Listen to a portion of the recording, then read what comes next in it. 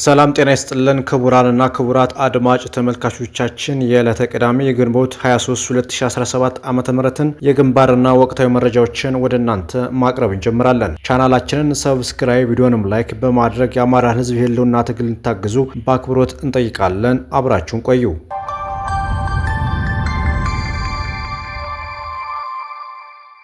የአማራ ፋኖ ብሔራዊ ኃይል አፋባ ወሎ ቀጠናና ሸዋ ቀጠና የሚንቀሳቀሱ አህዶች በጋራ ጠላትን ድባቅ በመምታት ታላቅ ድል መጎናጸፋቸው ተገልጿል። ወሎ ቀጠና ልጅ ኢያሱ ኮር የጎፍ ክፍለ ጦር ቃኝ ቡድንና አንድ ሻለቃ፣ ሸዋ ቀጠና አጼ ኢኮኖ አምላክ ክፍለ ጦርና 7 ለ7 ክፍለ ጦር በጋራ ጥምረት በመፍጠር ግንቦት 22 ቀን ከንጋቱ 11 ሰዓት ጀምሮ ግሻራቢ ወረዳ የሚገኘውን የጨፍጫፊና ዘረኛ መንጋ ራሱን ጥምር ጦር ብሎ የሚጠራው የአማራ ህዝብ ጠላትን ከበባ ውስጥ በማስገባት በርካታ የስርዓቱ የጠላት ኃይል የተደመሰሰ ሲሆን የተረፈው የጠላት ኃይል አሁንም መውጫ መግቢያ ጨንቆት ከበባ ጥሶ ለመውጣት ቢፍጨረጨርም በንስሮቹ የአማራ የቁርጥ ቀን ልጆች እየተወቃ ታፍኖ ይገኛል ተብሏል። በሰሜን ሸዋ አንጾኪያ ገምዛ ወረዳ ከመኮይ ኃይል ለመጨመር ቢሞክርም የስቴጎማ ተራራ ክፍለ ጦር አባላት ወንድሞቻችን ሲታገሉ ዝም አንልም በማለት ወደ ግሽራቤ ሊጨመር የነበረውን የጠላት ኃይል መኮይ ላይ በሚገባው ቋንቋ ሲያጫውቱት ውሏል ተብሏል።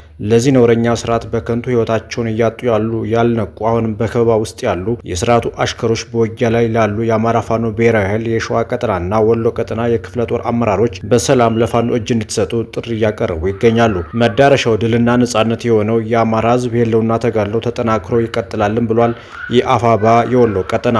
በዚያው በወሎ የአማራ ፋኖ ብሔራዊ ኃይል አፋባ ቤተ አማራ ቀጠና ተጠናክሮ በቀጠለው ተጋድሎ ዞብል አምባ ክፍለ ጦርና ሳምናው ክፍለ ጦር የጠላትን አከርካሪ እየሰበሩ ድል እየተጎናጸፉ ነው። ምስራቅ አማራ ኮር 2 ዞብል አምባ ክፍለ ጦር ሁለተኛና 6ኛ ሻለቆች ከግንቦት 21 2017 ዓ.ም ንጋት ጀምሮ አረፋ ጊዮርጊስ አካባቢ የጠላትን በርካታ ኃይል በመረፍረፍ ታላቅ ድል የሰሩ ሲሆን በትናንትናው ዕለትም ዙፋን ጠባቂ ሰራዊቱን ሙትና ቁስለኛ በማድረግ ዙ23 ጭምር ይዞ እንዲሸሽና ወደ መጣበት እንዲመለስ አድርገው ይዞታቸውን አስከብረው ይገኛሉ ተብሏል። ምስራቅ አማራ ኮር 1 አሳምነው ክፍለ ጦር 4ኛ ሻለቃ ግንቦት 21 2017 ዓ.ም ምሽት ሳንቃ ከተማ ድረስ ዘልቀው በመግባት የጠላት ወታደራዊ ካምፕ ላይ ጥቃት በመክፈት በርካታ ሰራዊቱን በመደምሰስና በማቁሰል ታላቅ ገድል ፈጽመው አድረዋል። ሰሞኑን በቃሊምና በቅሎ ማነቂያ ዙሪያ በጥምረት ብርቱ ትንቅንቅ በማድረግ ጠላትን አንገት ያስደፉት ካላኮርማና አሳምነው ክፍለ ጦር አሁንም ተጋድሎ ተጠናክሮ ቀጥሎ አሳምነው ክፍለ ጦር 4ኛ ሻለቃ ጉባላፍቶ ወረዳ ሳንቃ ከተማ በመግባት የተሳካ የከተማ ኦፕሬሽን ሰርተዋል በማለት ቃል አቀባዩ ገልጿል።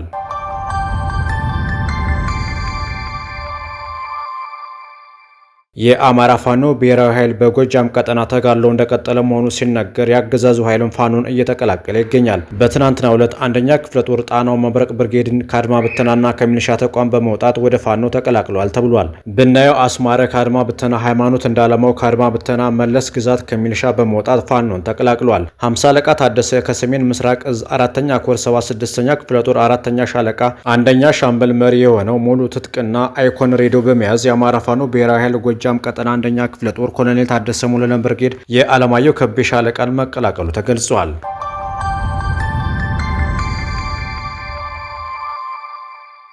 ወደ ሸዋ ስንመለስ የአማራ ፋኖ ብሔራዊ ኃይል ሸዋ ቀጠና ከሰም ክፍለ ጦር ተስፋ ብርጌድ የጠላትን ኃይል እየቀጠቀጠው ይገኛል። በአፋር በኩል ወደ በረት ለመግባት የሞከረው የብልጽግና ጦር በመራዥ ተኳሽ የአርበኛው ተስፋ ገብረስላሴ ቃል ኪዳን አስጠባቂዎች በራቸውን አስጠብቀው የጠላትን ኃይል እያጨደ እየከመረው ነው ተብሏል። በዚህ አንድ ሳምንት ውስጥ በሁሉም ወረዳዎች ያለማቋረጥ ውጊያ ውስጥ የከረመው ግዙፉ ከሰም ክፍለ ጦር በሁሉም ብርጌዶች ጥምረት ድል ተቀዳጅቷል። ከሰም ክፍለ ጦር በዚህ ሳምንት ጠላትን የገጠመበት ግንባሮችም ተስፋ ብርጌድ እስከ ዛሬዋ ቀን ድረስ ጠላትን እየቀጠቀጠው ይገኛል። ኃይለማርያም ማሞና አስማረዳኝ ብርጌድ በጥምረት አሳግርት ላይ ጠላትን አጭደው ከምረውታል። ነበልባል ብርጌድ ጨሌ ላይ ጠላትን ዳግም እንዳይመለስ አድርጎ ቀጥቅጦታል። በሁሉም ግንባሮች በአንድ ጊዜ የተከፈቱበት ምክንያት ለከሰም ክፍለ ጦር አዋጊዎች ምክንያቱ ግልጽ እንደሆነ ይታወቃል ሲል የአማራ ፋኖ ብሔራዊ ኃይል ሸዋ ቀጠና ከሰም ክፍለ ጦር ቃል አቀባይ ገልጿል።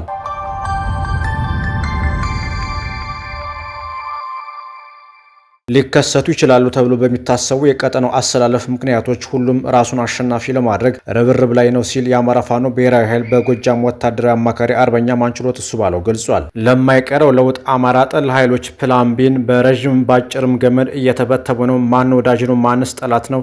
የትን መድረስ እንፈልጋለን? የፈለግነው ቦታ ለመድረስ ምን ማድረግ አለብን? ራሳችንን እንጠይቅ ብሏል።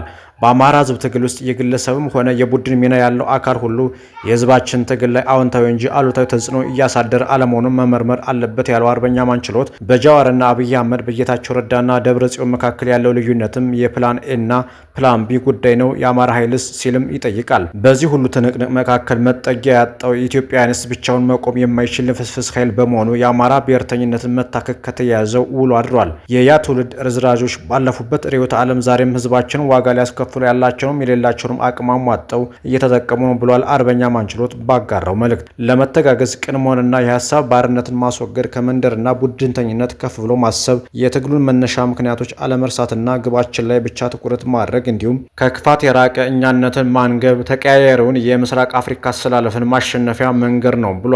ከዚህ በመለስ የሚደረጉ የሰፈር አቲካራዎችም ሆነ ግለሰቦች ዝናና ፍላጎቶች አንድም የጠላት ተልዕኮ ሌላም ቅርብ አዳሪነት ነው ያለው ፋኖ ማን ችሎት የተከፈሉና ወደፊትም ሊከፈሉ የሚችሉ ውድ ዋጋዎችን በማሰብ ሁሉም ይህንን ውጤት ለማስመዝገብ ብቻ ላስጨራሽ ርብርብ በማድረግ እንዲታገልም ጥሪ አቅርቧል።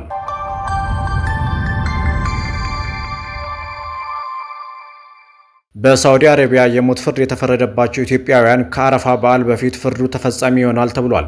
ሀገሪቱ የብልጽግናው መንግስት ዋነኛ አጋር እንደሆነች ይታወቃል። በሳዑዲ አረቢያ የሞት ፍርድ ተፈርዶባቸው በናርጃኒ እስር ቤት የሚገኙ ኢትዮጵያውያን በሚቀጥለው ሳምንት የሚከበረው ከኢድ አል አረፋ በፊት ፍርዱ ተፈጻሚ እንደሚሆን እንደተነገራቸው ቤተሰቦቻቸው ተናግረዋል።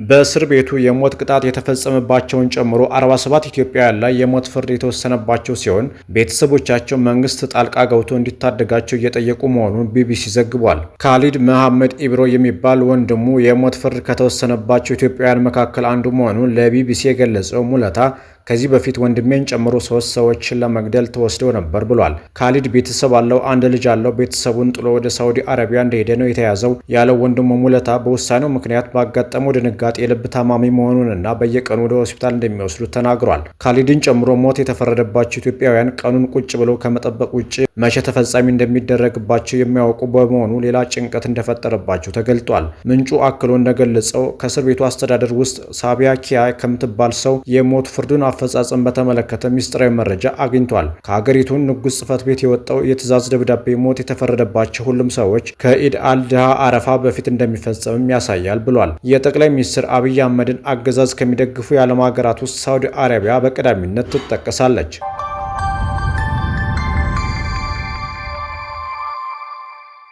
ጤና ባለሙያዎች ለዘመናት ሲያነሷቸው የቆዩ ጥያቄዎች በውይይትና በድርድር ይፈቱ ሲል ማህበሩ ገለጸ።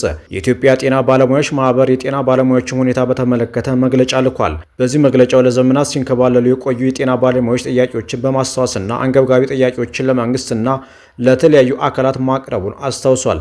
ጤና ባለሙያዎች ላነሷቸው ጥያቄዎች ምንም ተጨባጭ መፍትሄ ባለመሰጠቱ ምክንያት ባለሙያዎች በራሳቸው መንገድ መብታቸውን በህጋዊና ሰላማዊ መንገድ ሲጠይቁ እንደቆዩ ገልጿል። ለዚህም ፍትሐዊና ሰላማዊ ጥያቄ እንደ ማህበር እውቅናና ድጋፍ በመስጠት መንግስት ተገቢውን ምላሽ እንዲሰጣቸው ቀደም ሲል ማሳወቁን አስታውሷል። ማህበሩ ጤና ባለሙያዎች ያነሷቸው ጥያቄዎች በተገቢው መንገድ መፍትሄ ባለማግኘታቸው ወደ ስራ ማቆም አድማ እንደተሸጋገሩ አመልክቷል። አሁንም ጉዳዩ እልባት ሊበጅለት ይገባልም ብሏል። የኢትዮጵያ ሰብአዊ መብቶች ኮሚሽን ኢሰመኮ ጤና ባለሙያዎችን ከመንግስት ጋር አቀራርቦ ለማደራደር ለማወያየት እያደረገ ያለውን ጥረት እንደሚያደንቅና እውቅናም እንደሚሰጥ ገልጾ ማህበሩ ከኢትዮጵያ ሰብአዊ መብቶች ኮሚሽን ጋር እያደረገ ያለውን ውይይት አጠናክሮ እንደሚቀጥል አሳውቋል። ጥረቱ ቀጥሎ ችግሮች ሰላማዊ መፍትሄ እንዲያገኙ እንሻለንም ብሏል። ማህበሩ የመፍትሄ አቅጣጫ ያለውንም አስቀምጧል። ማህበሩ በፈጠራ የወንጀል ክስና ምክንያታዊ ባልሆነ ጥርጣሬ በስር የሚገኙ ጤና ባለሙያዎችና ሰራተኞች ያለምንም ቅድመ ሁኔታ ሙሉ በሙሉ ከስር እንዲፈቱ፣ በጤና ባለሙያዎች ላይ እየደረሱ ያሉ ከስራ ማሰናበት ጥያቄ እየጠየቁ ያሉ ባለሙያዎችን ምክንያት ያደረገ አዲስ ቅጥር ማውጣት፣ ዛቻና ማስፈራሪያ በአስቸኳይ እንዲቆም፣ ከሁሉም ሙያ ማህበራት፣ ከሲቪል ማህበረሰብ አባላት፣ ከመንግስት ስራ ኃላፊዎች የተውጣጣ የድርድር አፈጻጸሙን የሚከታተል ኮሚቴ ተዋቅሮ ወደ ስራ እንዲገባ፣ ማንኛውም ሰራተኛ ኢትዮጵያ በፊርማ በተቀበለቻቸው ዓለም አቀፍ ህግጋት እንዲሁም በኢፌዴሪ ህገ መንግስት ላይ በተደነገገው መሰረት መብቱን የመጠበቅ ዋስትና እንዲሰጠው ሲል ጠይቋል። ጤና ባለሙያዎች ለዘመናት ሲያነሷቸው የቆዩ ጥያቄዎች በውይይትና በድርድር እንዲፈቱ ሲል በአጽንኦት አሳስቧል። ማህበሩ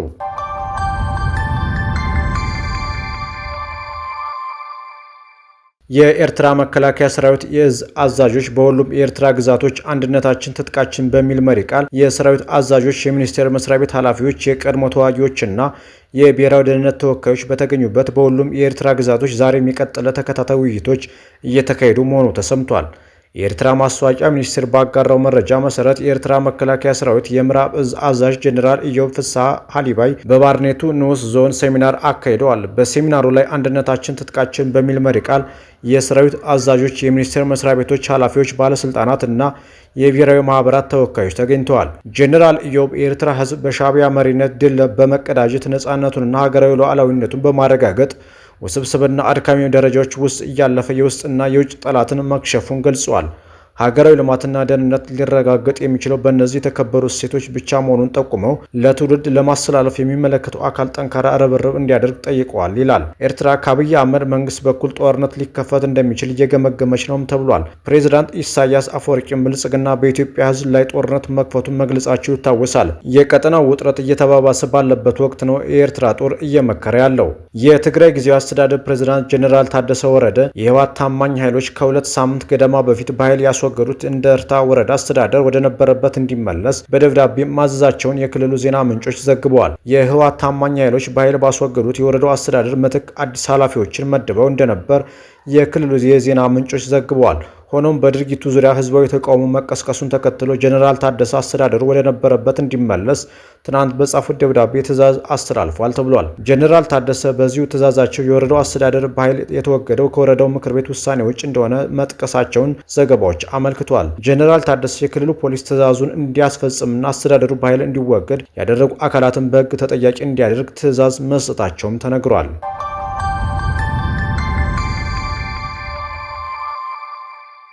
የሶማሌላንድ ራስ ገዝ ፕሬዝዳንት ኢብራሂም አብዱላሂ ሶማሌላንድ የሀገርነት እውቅና የምታገኝበት ጊዜ ተቃርቧል ማለታቸውን ዘጋርዲያን ጋዜጣ ዘግቧል። ፕሬዝዳንቱ አሁን ዋናው ጉዳይ በቅድሚያ የትኛው ሀገር መቼ ለሶማሌላንድ እውቅና ይሰጣታል የሚለው ብቻ ነው ማለታቸውን ዘገባው ጠቅሷል። ጋዜጣው አያይዞም ከፍተኛ የአፍሪካ ባለስልጣናት በቅርቡ በሀርጌሳ ጉብኝት ማድረጋቸውንና በበርበራ ወደብ ለአሜሪካ ያለውን አዋጭነት የሚገመግም ቡድን አሜሪካ በቅርቡ ወደ ሶማሌላንድ እንደምትልክ ፕሬዝዳንቱ ነግረውኛል ብሏል።